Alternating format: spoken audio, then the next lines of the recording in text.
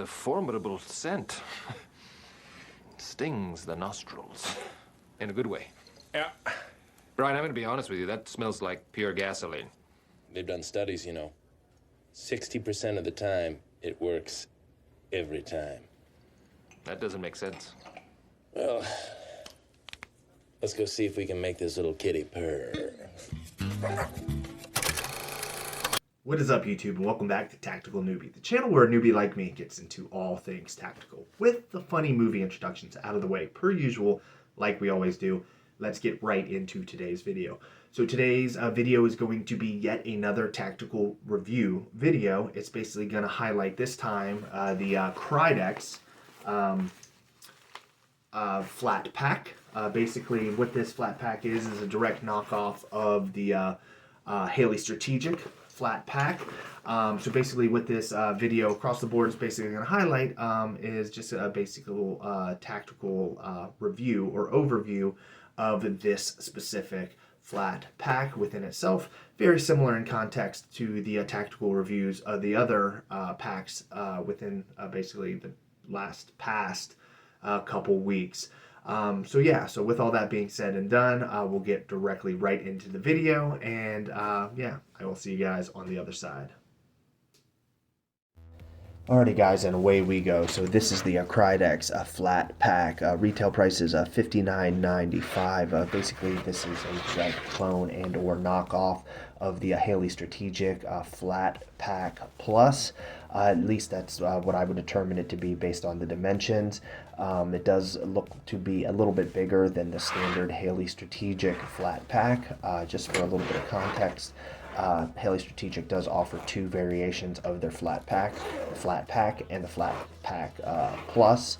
Retail price for the flat pack is $160, while the retail price for the flat pack plus is $180. So basically $20 more for basically a bigger bag. So just off of the comparison alone for price points, when you're looking at buying through Haley Strategic, you look like you're spending quite a bit more money, obviously, for the Gucci variation of the same bag that you can get for $59.95 through KRYDEX. Now moving along to the inseam of the flat pack bag, you can tell that there is a top zipper where you can stow a camelback water bladder if needed, or any other items. Obviously, it doesn't necessarily have to be a camelback or a water bladder, but I think that was the designated design purposes for that back pouch. On the top of the bag within itself, you can feed the camelback or water bladder straw through, so that way you can pull it to this front side, obviously to occupy for drinking. Closing the bag back up, you can see that the front face of the bag has two basically zippable panels, a top panel and a lower panel. The lower panel does extend out, similar to actually the front face of the actual flat pack itself. One of the main components of the flat pack is the fact that it can that you can kind of stow it back as a flat pack, which is kind of the primary name for the bag, and then if needed be, you can basically zipper up one of these expandable zippers on both the front face pocket as well as the bag within itself to extend it out to be able to hold larger items. Moving along to the top of the bag, you have another a zipper, like I said before, panel where basically you can stow items as needed. The spacing of the bag goes all the way down to the bottom front face of the bag, so you can stow quite a bit of items down there as needed. Looking at the shoulder pads, you do have some front clasps at the shoulder pads, which do allocate the availability to run basically specific placards to almost situate yourself into a variation of like a chest rig. So basically any compatible placards where you can basically have the front top clasp, you can clasp into this flat pack, shoulder straps to basically almost create a makeshift chest rig. But moving along, you can see that they do have available molly on the back of the bag as well to allocate any need for mollying the bag directly to a back molly panel of a plate carrier if you so chose. Moving over here to the shoulder clasps, which are removable. In the event or case that you did want to molly the bag onto a back panel for a plate carrier, all you would have to do is just pinch the clasp downward to remove the little metallic clasp like lock, and then you just basically essentially slide the clasp out from there and remove the shoulder straps as needed.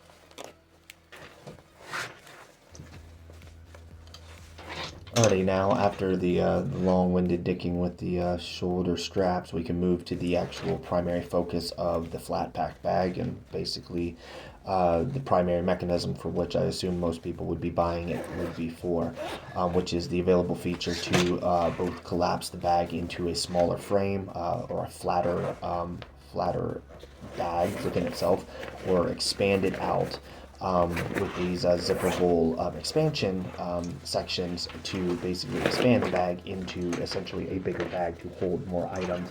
The key fundamental purpose of that obviously is if you are not holding very many items, obviously you don't need a fully expanded bag, so you can collapse the bag down to hold some of the smaller essential items that you need, so that way you're not having to worry about bulk or size.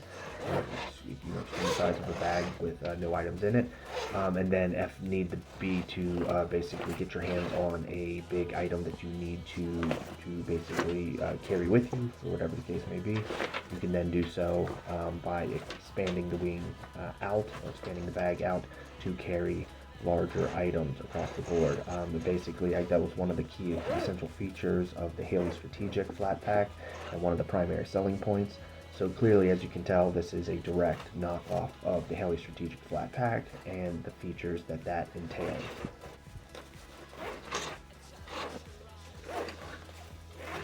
From here, just also showcasing the expandable bottom pocket for the flat pack within itself too, to just showcase that also expands. So not only do you get an expandable primary pocket for the backpack, but you also, the secondary pocket expands as well, again just offering more availability to carry more stuff if ever the need required you to do so. But then whenever the need did not require you to do so, you could just obviously collapse the bag back down to its original flat state. Got a couple of tips. Help you guys stay out of jail. 1, try your hardest to not be black or Hispanic. Alrighty, now from here, just kind of showcasing a sort of fit check for the flat pack with itself, kind of giving a stand up, or at least a upright kind of review or display of everything that the flat pack offers. This is a secondary overview or a secondary review of what I already kind of showcased on the table, but just more of a upright kind of more face forward type view, very similar to what I did with the Redemption tactical review of that flat pack style bag. So basically what you're going to get here is just, like I said, a secondary 360-degree review, or at least showcase of the bag within itself, kind of just showcasing all the pockets, showcasing the accessibility, and also showcasing kind of how the bag fits. Overall, like I said, you can see how the bag collapses within itself, and then all you have to do is basically just leave the zipper all the way around to enclose it into its collapsed state without any issues, as you can see me kind of struggling with.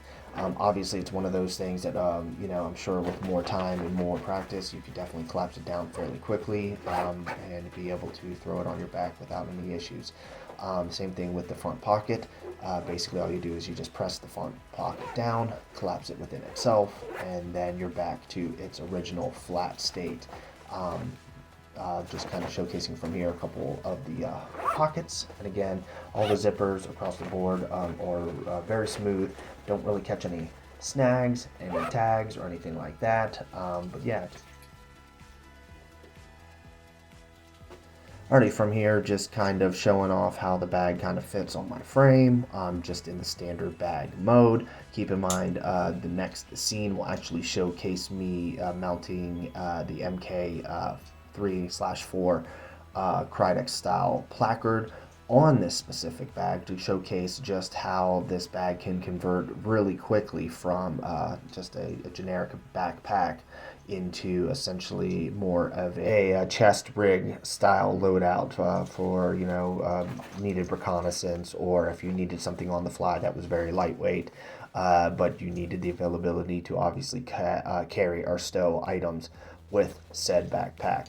Now moving along to the shoulder straps. The shoulder straps are adjustable with hook and loop Velcro on the top of the bottom strap and the bottom of the top strap, so you can basically adjust it as needed based on your frame.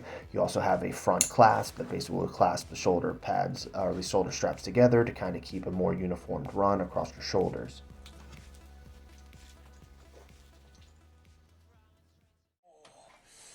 Dad, can you knock? Knock? I thought I heard screaming in here. No, you didn't, Dad. Well, it could have been that crack I smoked earlier, I guess. Yeah, that's what it was. Alrighty, now from here, just going to kind of showcase a little bit of the modularity of this flat pack system. So basically, this does kind of duplicate the same methodology as what the Haley Strategic flat pack does, which offers the availability to remove the shoulder clasps at the clasp connection point and essentially strap in or clasp in any type of placard that has at least the matching or corresponding male to female clasp connectors. So essentially any type of placard that you have the availability to run on your plate carrier, if it has the availability for both top placard clasps as well as some side clasps, you can essentially retrofit it into a chest rig, and then from here be able to carry some of the other necessary items to basically defend yourself if need be. This specific placard within itself is the KRYDEX knockoff variation of, I think, the Mark III or the Mark IV. But basically this was what I kind of showcased and displayed for the KRYDEX low-vis plate carrier as kind of a retrofit placard slash flat pack system that you can kind of also mount onto the low-vis plate carrier. So it just also kind of showcases and displays the availability that if you didn't want to run this specific setup on a plate carrier for added availability to carry items, you could just run it independent of any plate carrier and instead just conform it to a makeshift chest rig from which you can, like I said, be a little bit more lightweight than what you would be carrying, obviously, plates on a plate carrier. Alrighty, now from here, just kind of showcasing a final kind of display of the entire system in entirety, just to kind of wrap things up. So just kind of finalize with a couple 360-degree spins, so that way you can see how everything fits on my frame to get a general idea of how it may or may not fit on your frame.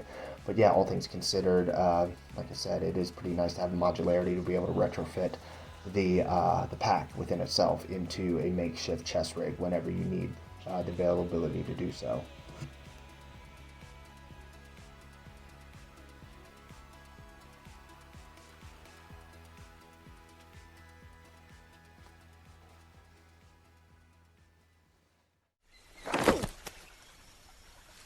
For 400 years, that word has kept us down.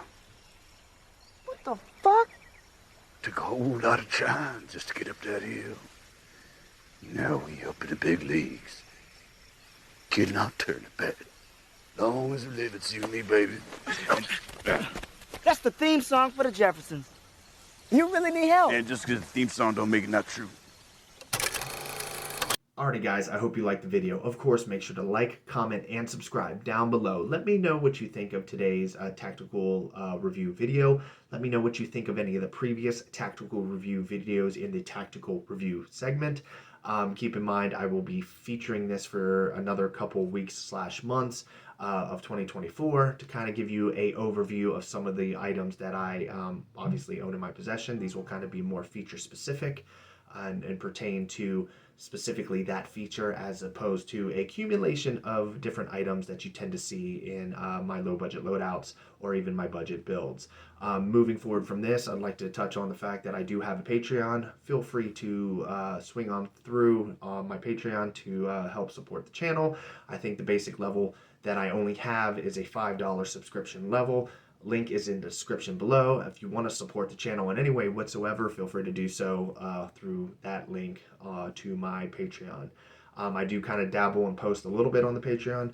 Will promise to do so a little bit more. It's just at this present time, I don't really have a lot of volume on the Patreon, so there's really no need to have to post. Of course, the more volume that I do get on the Patreon, the more active I will be on it. Following in suit with that, I do, of course, have a Twitter/X. Feel free to swing on by and take a look at that. If you want to follow, feel free to hit the follow button on that as well. And we can obviously communicate kind of, if you want to chat, or we can, of course, share posts, repost, anything like that on the Twitter/X. As you can tell, I am not a huge Twitter or Xer type person, but I'm trying to get more hands-on with that kind of stuff. But yeah, with all the rambling out of the way, yeah, I guess I'll see you guys next week.